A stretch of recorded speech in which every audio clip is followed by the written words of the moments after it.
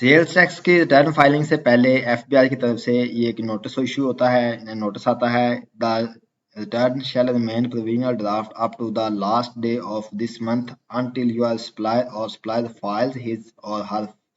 their respective sales tax returns. After the last date, you have to pay the computing sales tax after deletion of purchase invoices and input tax in order to make your return valid.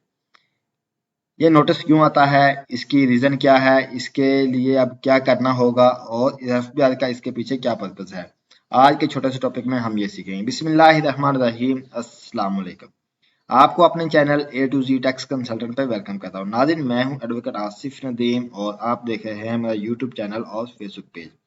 जी नाज़रीन, discussion का topic जारी है और हम discuss कर रहे थे SRO 350 को, यानी कि एफबीआई की तरफ से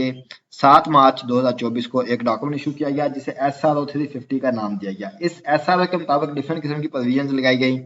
यानी कि एफबीआई ने जो है वो सेलर और बायर दोनों के ऊपर जो है ना वो कंडीशन लगाई डिफरेंट किस्म की, जिसमें सबसे पहले ये था कि बैलेंस शीट सबमिट करना लाजमी था। फिर यह है कि आप जो है वो जब तक आपका बायर टैक्स की रिटर्न फाइल नहीं कर सकता तो जो सेलर है वो भी टैक्स की रिटर्न जो है ना वो फाइल नहीं कर सकता, यानी कि आपस में सेलर और बायर दोनों का जो है ना वो एक सेम टाइम पर रिटर्न फाइल करना लाजमी था। और फिर यह है कि आप अपने सेल का जो है अपने कैपिटल का 5 टाइम तक सेल नहीं कर सकते। और इसके साथ यह था कि आपने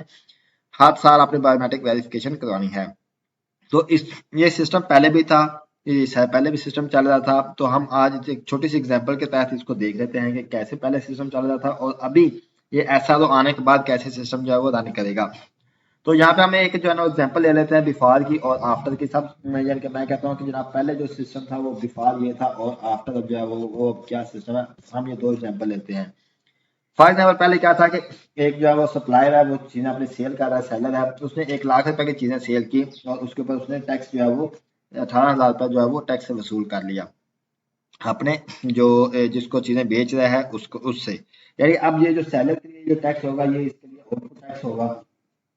और इसमें जो टोटल जो इसकी सेल है वो 1,18,000 की होगी विद जो टैक्स है। अब क्या होता था कि जो बायर है, बायर ने जब अपने स्टॉक को 1 लाख से किया और उसके बाद इसके पास ये टैक्स आया और ये इसके पास जो टैक्स है ये इसके पास इनपुट टैक्स आता था।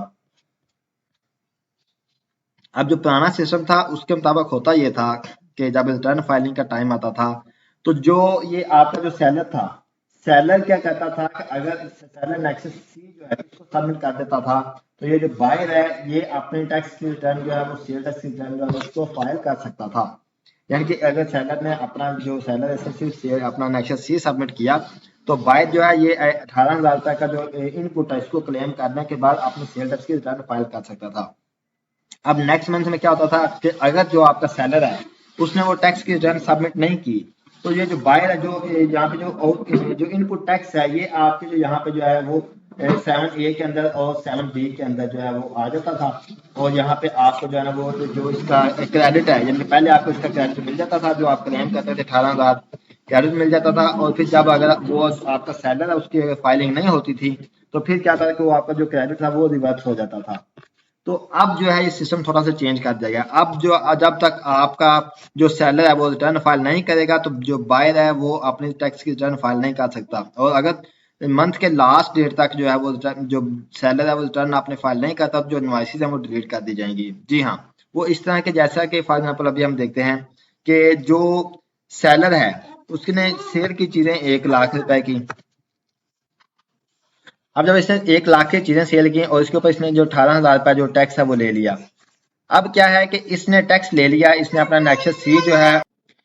तो जो सेलर है उसने टैक्स उसने ले लिया लेकिन उसने आगे एफबीआई को जमा नहीं कराया। अब जब बायर है जो इसमें इस सूरत में जो बायर होगा जब वो अपनी टैक्स की रिटर्न फाइल करने लगेगा तो उसकी टैक्स की रिटर्न फाइल नहीं होगी। ठीक है, वो क्या सिस्टम उसको क्या नोटिस देगा कि आपका जो अभी तक सेलर है उसने अपनी टैक्स की रिटर्न जो है वो फाइल नहीं की। तो पहले आपने जो है वो सेलर को बोलेंगे अपनी टैक्स की रिटर्न फाइल करें, उसके बाद आपकी रिटर्न फाइल होगी। हाँ, इसमें एक और चीज है कि आपके जो सेलर है उसने अगर आपका नेक्सस उसने जो नेक्सस सी वो अपलोड कर दिया लेकिन उसने रिटर्न जो है 30 तारीख से फॉर एग्जाम्पल अभी जो है 18 अप्रैल रिटर्न की लास्ट डेट है तो 30 तारीख तक आपको टाइम मिलता है कि जो आपका सेलर है वो उसके अपने टैक्स की रिटर्न जो है वो सबमिट कर सकता है। लेकिन अगर किसी सूरत में आपका सेलर 30 तारीख तक भी अपने इनवॉइस जो रिटर्न है वो सबमिट नहीं करता तो फिर क्या होगा, फिर ये होगा कि एफबीआई की तरफ से वो जो इनवॉइसेस होंगी जो उसने नेक्सस सी सबमिट किया होगा उसको डिलीट कर दिया जाएगा। तो अब जब इनवॉइसेस ही डिलीट हो जाएंगी तो फिर आपको जो है, क्योंकि आपने फिर अपने जो टैक्स की कैलकुलेशन वो आपने उसको रिवर्स कैलकुलेट करना है, क्योंकि जब आपके पास एक दफा नेक्सस सी आ गया तो आपने तो सुकून से जो है ना अपने उसको जो आपके पास जो 18,000 का जो टैक्स था इनपुट में, इसको आपने क्लेम कर लिया। अब जब 30 गुजरी तो जो पिछले महीने का जो टैक्स था, जब क्योंकि जो सेलर है उसने अपनी रिटर्न फाइल नहीं की, तो वो जो टैक्स था वो आपका खत्म हो जाए, क्योंकि पीछे से इनवाइसेस डिलीट हो जाएंगे एफबीआई की तरफ से। जब इनवाइसेस डिलीट हो जाएंगी तो ये जो टैक्स है ये आपका रिवर्स हो जाएगा, यानी कि ये टैक्स जो आपको पेएबल में दोबारा पे करना पड़ेगा, क्योंकि आपने जब क्या किया था, आपने अपने सेल टैक्स में से आपने अपना इनपुट टैक्स जो वो लेस किया था, उसके बाद आपने जो अमाउंट बची थी वो आपने पे की थी एफबीआई को। अब जब पीछे से आपके जो इनपुट टैक्स की इनवाइसेस डिलीट हो जाएंगी एफबीआई की तरफ से due to non filing of tax return by the seller, तो फिर क्या होगा कि आपको इसका जो 10% की बजाय आपको पूरा का पूरा फुल टैक्स जो है जमा करवाना पड़ जाएगा। तो ये था आज का टॉपिक हमारा, ये कि किस तरह से इसको जो है ना वो देखा जा सकता है एफबीआर के पीछे क्या लॉजिक है, क्योंकि हमने हर लेक्चर में डिस्कस किया कि एफबीआर ने जो बायर के ऊपर या जो सेलर के ऊपर जो कंडीशन लगाई है वो इसलिए लगाई है कि फेक इनवॉइसेस को रोका जा सके, क्योंकि पहले यही सिस्टम था कि ए और बी दो जो कंपनी रजिस्टर्ड होती थी उनके पास टैक्स होता नहीं था, बस जस्ट वो जो है ना वो आउटपुट टैक्स जो है ना वो सेल करते जाते थे और लोगों को जो है इनपुट देते जाते थे। लेकिन एट द एंड क्या होता था कि एफबीआई के पास जब डाटा रिपोर्ट होता था तो पता चलता था कि उसमें बिलियन और ट्रिलियन का जो है वो डिफरेंस है। तो इन तमाम चीजों को रोकने के लिए एफबीआई ने ये बायर और सेलर दोनों के ऊपर ये रिस्ट्रिक्शन लगाई हैं। तो अगर आप अपने सेल टैक्स की रिटर्न फाइल करना चाह रहे हैं और आपने अपने सेल टैक्स की फाइलिंग करनी है, तो पहले आप अपने सेलर को बोलें कि वो अपनी आप जो रिटर्न है वो उसको सबमिट करें। सबमिट करने के बाद आपको उसका जो है प्रूफ दे। अदरवाइज क्या होगा कि अगर आपने ऐसा नहीं किया और आपने अपनी सिर्फ नेक्सस सी को क्लेम किया और फाइलिंग कर दी, तो अगले महीने में आपका जो आपने क्रेडिट लिया होगा इनपुट का वो आपका रिवर्स हो जाएगा, क्योंकि पीछे से इनवॉइसेस डिलीट हो चुकी होंगी और फिर आपको टोटल में पेमेंट जो है वो पे करनी पड़ेगी एफबीआर को, और उसको आप फिर ये है कि आपको दोबारा जो है रिवर्स कैलकुलेट करके उसकी सारी कैलकुलेशन करनी पड़ेगी। और इसके साथ ये है कि जब आपको दोबारा से रिवर्स कैलकुलेशन करनी पड़ेगी तो फिर जितना भी टैक्स होगा जो कि आपका टोटल जो सेल टैक्स बनेगा वो सारा के सारा आपको पे करना पड़ेगा, क्योंकि पहले तो आपने 10% पे किया होगा, बाद में फिर जितना भी आपका आउटपुट निकलने के बाद जो एक्चुअल जो टैक्स बनेगा वो आपको एफबीआर को पे करना पड़ेगा।